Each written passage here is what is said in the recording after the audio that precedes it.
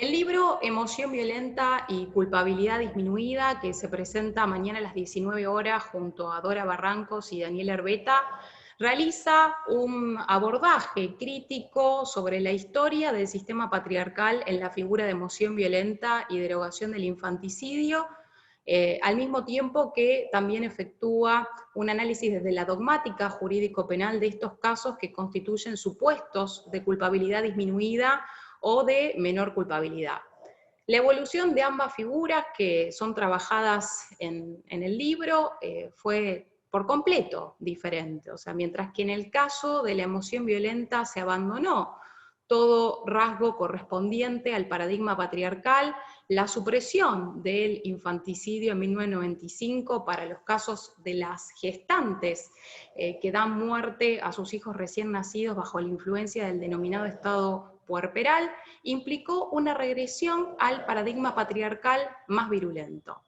Y esto se corresponde, digamos, con la historia, si se quiere, del preiluminismo, ¿no? En el caso del parricidio y en especial del uxoricidio, el patriarcalismo romano originario garantizaba en la ley misma la impunidad de los maridos, los padres y los hermanos que mataban, ¿no?, a las esposas, a las hermanas y a las hijas que eran consideradas infieles, o lo que mal podríamos denominar como sexualmente deshonradas. Es decir, se consideraba que existía una suerte de defensa del honor del hombre, ¿no?, que se veía afectado cuando la mujer tenía relaciones extramatrimoniales o era falta a su castidad, lo que daba lugar a un derecho a matarlas y a la consecuente impunidad. Y esto se explicaba porque era una manera en aquellos tiempos de restablecer ese honor o esa reputación, ¿no?, o ese honor objetivo que se había lesionado porque el hombre no era capaz de garantizar un sometimiento eficaz sexual de la mujer, y por eso la única manera de restablecerlo era con la muerte.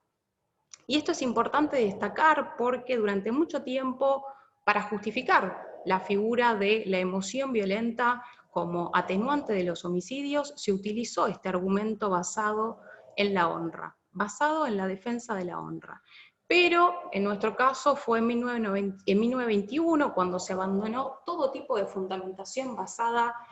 en la deshonra para justificar la atenuante en los homicidios impremeditados, pero sí fue muy resistido en la jurisprudencia, ¿no?, que seguía pegada a la corriente objetiva, parada, digamos, en la defensa del honor o en los llamados motivos éticos del positivismo peligrosista, que amparaba, ¿no?, y que fundamentaba, ¿no?, un homicidio atenuado cuando se generaba un estado de furor en el marido ante ver que se lesionaba su honor, ¿no? Esto es, por ejemplo, lo que pasaba cuando una mujer era sorprendida en una relación extramatrimonial y el marido la mataba. Pero luego de esta corriente objetiva se dio el paso a una corriente subjetiva que dejó de lado, para la aplicación del atenuante de la emoción violenta y su justificación, la defensa del honor masculino para tener en cuenta, si se quiere, el estado psíquico de ofuscación como un supuesto de menor culpabilidad de la persona que se encontraba en ese estado, que luego se extendió a todas las figuras de homicidio y de lesiones. Pero estas corrientes, estas dos corrientes, fueron confundidas en nuestra legislación y jurisprudencia nacionales, al punto de que durante mucho tiempo perduró largamente la primera, para luego pasar a la segunda, que hoy es dominante en la doctrina nacional, pero que se muestra titubeante en la jurisprudencia. Podemos decir hoy que el homicidio atenuado en razón, digamos, de la emoción violenta de la persona, aplicaría solamente para los casos de los homicidios no premeditados, despojados totalmente de cualquier fundamentación basado en la deshonra, siempre y cuando no exista, digamos, una motivación que sea aberrante para el derecho para esa impremeditación, ¿no? No podemos comprender aquellos casos que se basen en matonismo, machismo, en intolerancia ideológica, cultural, entre tantas otras. Pero digamos, este despojo de cualquier tipo de argumento de paradigma patriarcal que se dio en la doctrina, Hoy no se ve totalmente despejada en la jurisprudencia porque se observan fallos recientes en donde se justifica la procedencia del atenuante de la emoción violenta en casos y que son fundamentados desde el punto de vista de la corriente objetiva o de defensa de la honra, ¿no? Del padre de familia, del marido o de los hermanos. Ahora bien, el caso del infanticidio, que fue derogado en 1995 y que tenía una pena de prisión de 6 meses a 2 años de prisión, implicó una regresión al paradigma patriarcal más virulento, porque hoy los casos de las personas gestantes que dan muerte a sus hijos recién nacidos bajo la influencia del entonces denominado estado puerperal son colocados en los homicidios calificados por el vínculo del inciso primero del artículo 80 del Código Penal, más conocido como parricidio, con una pena de prisión perpetua, ¿no? Aquí, a diferencia del uxoricidio, cuando hablamos de infanticidio, lo que sucedía es que la madre que cometía un infanticidio, para ocultar, si se quiere, la mal denominada deshonra, era sancionada con pena de muerte. Era sancionada con pena de muerte porque justamente trataba de evitar ser alcanzada por el sistema patriarcal, ¿no? Que respondía de una manera virulenta también contra las mujeres, que era la muerte o se las sancionaba cruelmente. Y acá la consecuencia también se daba que en el caso del infanticidio se aplicaba para las parricidas las máximas penas, es decir, la muerte. ¿Mm? Y en el caso del parricidio y del uxoricidio, estas penas en el infanticidio también se explicaban por los mismos argumentos, ¿no? Se consideraba que la mujer provocaba la deshonra familiar, masculina, ante su falta de fidelidad conyugal o de castidad, y que por eso se había afectado la honra del pater, del marido o del hombre a cargo de la familia, y que por eso era necesario restablecer ese honor, porque era el único titular del honor, digamos, si se quiere, de una manera vista del sometimiento sexual que debía existir de una mujer. Y ante todo esto, a la mujer era considerada una parricida a la que se le aplicaba una pena de muerte.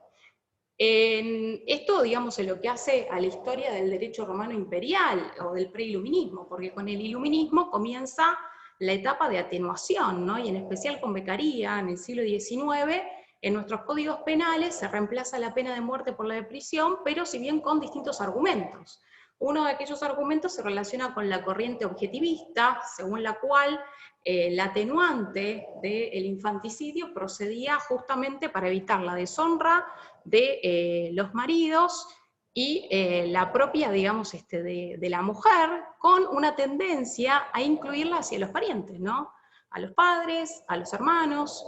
Y por otra parte, la subjetivista, que también en ese caso abandona todo rasgo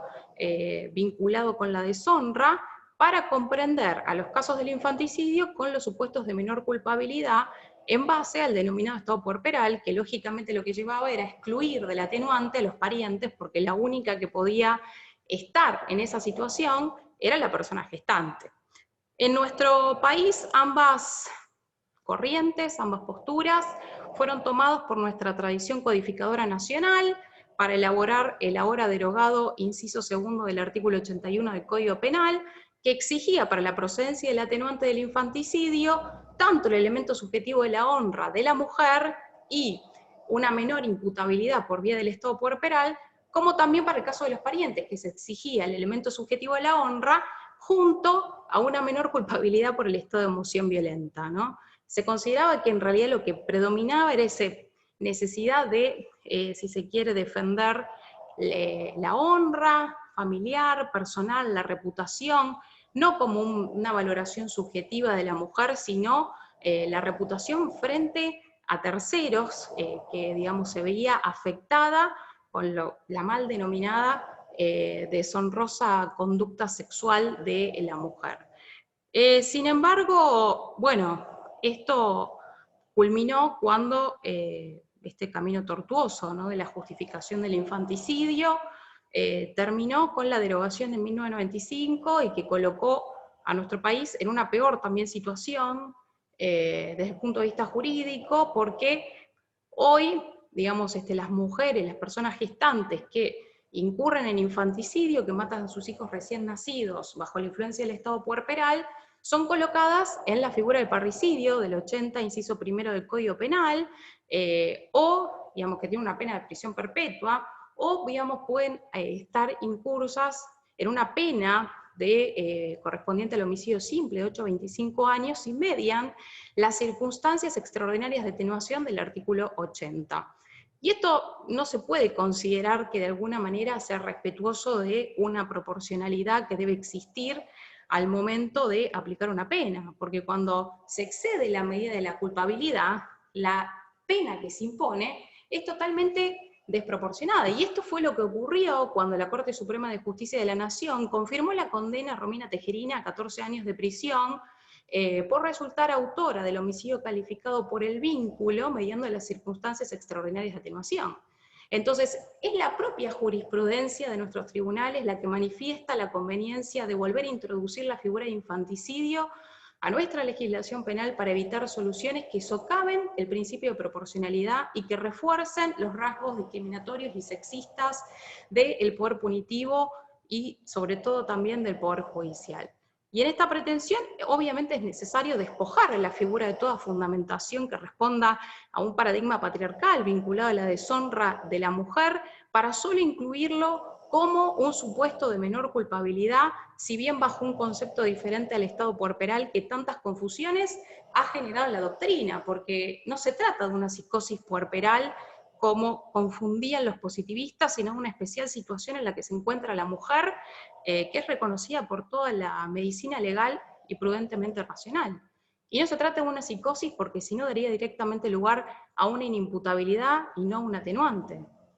Y la menor situación de culpabilidad se da justamente porque hay un menor ámbito de decisión para la gestante que se encuentra en esa situación. Y la supresión de esa figura fue totalmente inconsulta en un debate parlamentario seguido por las ideas del positivismo reduccionista biológico de los años 30 o anterior, que colocó al país casi en un único lugar excepcional en la legislación, porque en casi todos los países se contempla esta atenuante. Introducir nuevamente el infanticidio al Código Penal implica no solo, digamos, contemplar y respetar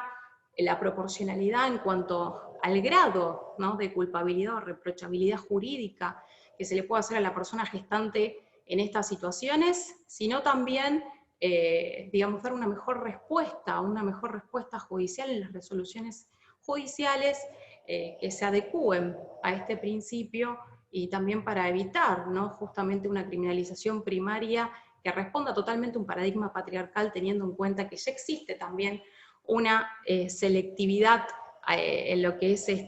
la vía, digamos, de la criminalización secundaria, que es altamente selectiva, y también es contemplar la realidad que se vive para las personas gestantes que se encuentran en estas situaciones, que también por lo general responden a situaciones de violencia también estructural.